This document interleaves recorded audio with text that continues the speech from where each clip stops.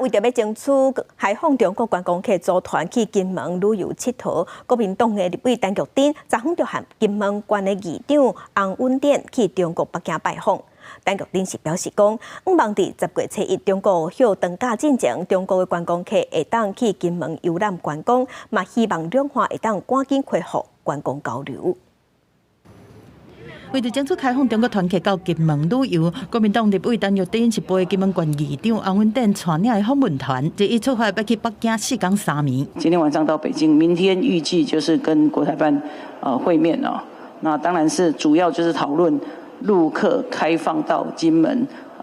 团客跟自由行就是观光旅游的这个事宜。访团的成员佫包括9个金门县议员、台湾和金门的旅行业者等20个人。暗上拜是拜会中国国台办主任宋德，陈玉珍讲会当面向宋德来争取伫10月初1中国放长假之前，中国团客会当到访金门，而且进一步探讨开放两岸观光的代志。民进党立委嘛乐观其成，陆客到台湾的自由行，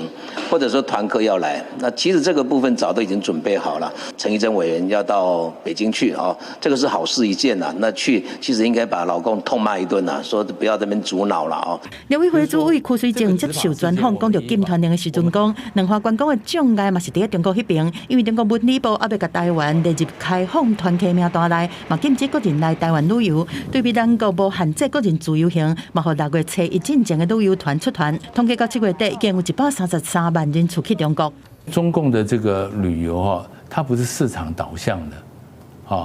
它是由政府要核发这个签证给你，所以它有很多政治考量。它向来都把这个观光作为它外交的利器。那尤其是当你台湾业者开始依赖中国观光客，中国大陆更是会把它武器化。柯水正讲，两岸若拢无往来，较会造成误解和误判，希望会当有健康有序的交流。但是最近中国是发布定伫台独22条意见，说台独蛮批分子专栏在启动，增加去中国的风险，提醒要去的人爱好好评估。记者综合报道。